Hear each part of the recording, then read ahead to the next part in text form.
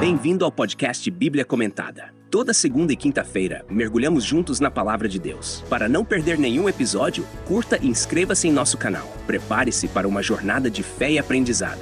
Que Deus abençoe sua vida.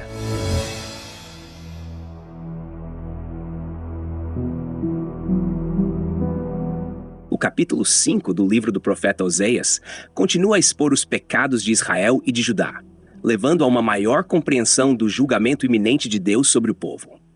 Este capítulo apresenta uma acusação direta contra os líderes religiosos, os governantes e o próprio povo, todos envolvidos em um ciclo de infidelidade espiritual e moral. A linguagem usada é severa, refletindo a gravidade da situação e o peso do julgamento que está por vir. O capítulo começa com uma convocação específica. Ouvi isto, ó sacerdotes, e escutai, ó casa de Israel, e dai ouvidos, ó casa do rei, porque contra vós é o juízo. Aqui, Deus chama 3 grupos diferentes. Os sacerdotes, que eram responsáveis pela liderança espiritual, a casa de Israel, que representa o povo como um todo, e a casa do rei, que refere-se aos líderes políticos. Todos são igualmente culpados e, portanto, igualmente responsáveis pelo estado decadente da nação. Esta tríplice chamada enfatiza que o juízo de Deus é abrangente e não poupará ninguém, desde os líderes até o povo comum. Deus prossegue dizendo que Israel se tornou uma armadilha em Mispá e uma rede estendida sobre o Tabor. Essas referências a Mispá e ao Monte Tabor, locais associados a eventos históricos importantes na história de Israel, indicam que os lugares sagrados foram corrompidos pela idolatria e pelo pecado. Mispá e Tabor, que deveriam ser símbolos de fidelidade e proteção, agora são descritos como armadilhas e redes de engano, refletindo a traição de Israel ao seu Deus. A acusação continua. Os revoltosos se aprofundaram na matança, mas eu castigarei a todos eles. Esta declaração mostra que o pecado de Israel não é superficial, mas profundo e arraigado. A matança pode referir-se tanto à violência física como ao sacrifício idolátrico. Ambos atos que refletem a rebeldia e a perversão espiritual do povo. O castigo que Deus promete é total, abrangendo todos os envolvidos, sem exceção.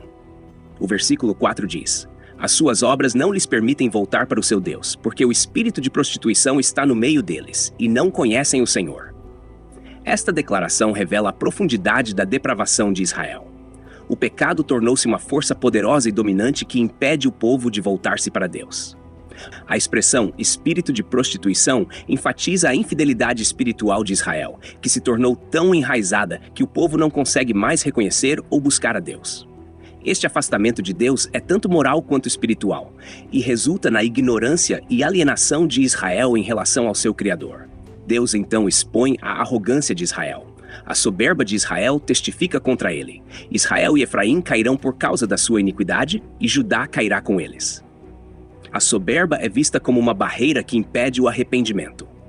Israel, representado aqui pela tribo de Efraim, que era a mais poderosa e influente do Reino do Norte, está prestes a cair devido ao seu pecado. A menção de Judá aqui é um aviso de que o Reino do Sul não está isento do julgamento. Embora a situação em Judá não seja tão grave quanto em Israel, eles também estão seguindo o caminho da infidelidade. O capítulo prossegue com uma acusação contra as tentativas de Israel de buscar ajuda em lugares errados. Eles irão com os seus rebanhos e com o seu gado para buscarem ao Senhor, mas não o acharão. Ele se retirou deles. Este versículo sugere que Israel, em sua aflição, tentará buscar a Deus, talvez através de sacrifícios e ofertas, mas será em vão. A ausência de Deus é uma consequência direta do pecado de Israel, que causou uma ruptura no relacionamento. A retirada de Deus indica que o tempo da paciência divina está esgotado e que o juízo é iminente. Oséias também denuncia a infidelidade política de Israel. Traíram ao Senhor, porque geraram filhos bastardos. Agora a lua nova os consumirá com as suas porções. A traição ao Senhor aqui é descrita em termos de alianças políticas e práticas religiosas idólatras que resultaram na geração de filhos bastardos. Uma metáfora para o fruto das alianças ímpias e da adoração a outros deuses. A lua nova, que deveria ser uma ocasião de celebração religiosa, será ao invés disso um tempo de juízo, consumindo as porções que podem referir-se às colheitas ou às próprias vidas dos israelitas. No versículo 8, a linguagem se torna ainda mais urgente. Tocai a buzina em Gibeá, a trombeta em Ramá, gritai em Bet-Aven, atrás de ti, ó Benjamim. Aqui, Deus ordena que as trombetas sejam tocadas em várias cidades, simbolizando um alerta de guerra ou juízo iminente. Gibeá e Ramá eram cidades situadas nas proximidades de Jerusalém, e Bet-Aven, que significa casa de inutilidade, é uma referência depreciativa a Betel, um centro de culto idólatra. O chamado à tribo de Benjamim para preparar-se para a guerra ou juízo sugere que a destruição está próxima e que ninguém será poupado. O versículo 9 adverte: Efraim será para assolação no dia do castigo. Entre as tribos de Israel dou a conhecer o que está certo. Efraim, novamente representando o reino do norte de Israel, será devastado no dia do juízo. Deus está declarando que o castigo que ele infligirá será justo, e todos verão que suas ações são corretas e merecidas. Deus então se volta para os líderes de Israel e Judá. Os príncipes de Judá são como os que removem os marcos. Derramarei, pois, o meu furor sobre eles como água. Remover os marcos de propriedade era uma prática desonesta e condenada pela lei, pois violava os direitos de propriedade alheios. Aqui, a metáfora sugere que os líderes de Judá estavam envolvidos em práticas desonestas e injustas, minando a ordem e a justiça em suas terras.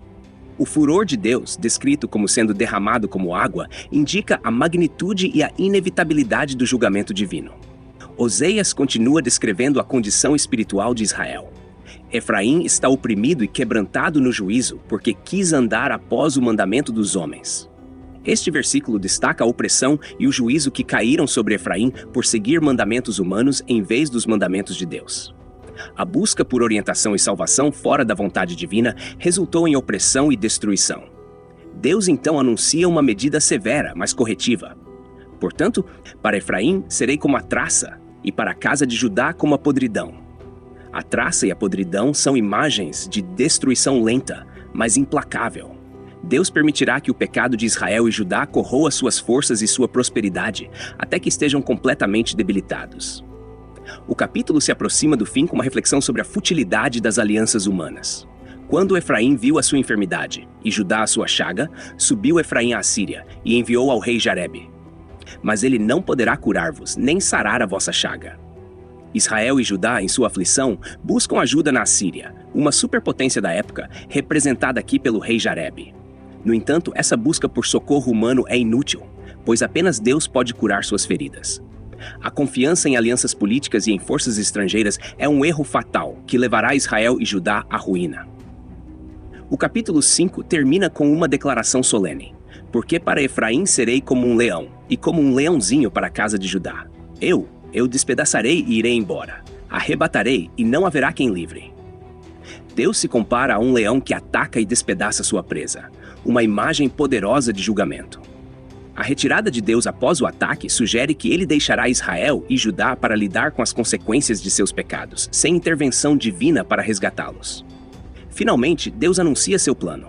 Irei e voltarei para o meu lugar, até que se reconheçam culpados e busquem a minha face. Estando eles angustiados, de madrugada me buscarão. Esta declaração final reflete a esperança de Deus de que, através do sofrimento e da angústia, Israel e Judá reconheçam seus pecados e se voltem para ele em arrependimento.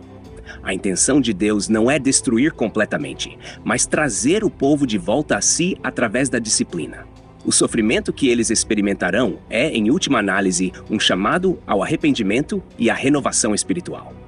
O capítulo 5 de Oseias destaca a gravidade do pecado e a necessidade de uma resposta adequada ao julgamento de Deus. Através de suas palavras, o profeta Oseias nos mostra que o afastamento de Deus e a dependência de soluções humanas e alianças idólatras levam inevitavelmente à destruição e ao sofrimento. Contudo, a mensagem não termina com a condenação. Deus, em sua justiça, também manifesta um desejo profundo de restaurar e renovar aqueles que se arrependem genuinamente. A ênfase no arrependimento revela a misericórdia de Deus, que mesmo diante da infidelidade de Israel e Judá, oferece uma oportunidade para a reconciliação. Este chamado ao arrependimento não é apenas uma exigência moral, mas uma demonstração do amor divino que busca restaurar a comunhão quebrada. Assim, o capítulo 5 não só adverte sobre as consequências do pecado, mas também aponta para a esperança de redenção. Ele nos convida a refletir sobre nossa própria fidelidade e a importância de confiar em Deus, rejeitando as falsas seguranças que o mundo oferece.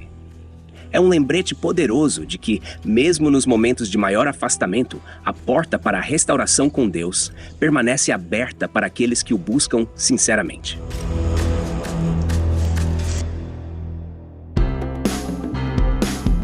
Toda segunda e quinta-feira, estamos aqui para aprofundar o conhecimento da Palavra de Deus. Tem alguma dúvida sobre o capítulo de hoje? Envie pra gente e responderemos assim que possível. Não se esqueça de curtir e se inscrever no nosso canal para acompanhar todos os episódios. Que Deus abençoe sua vida.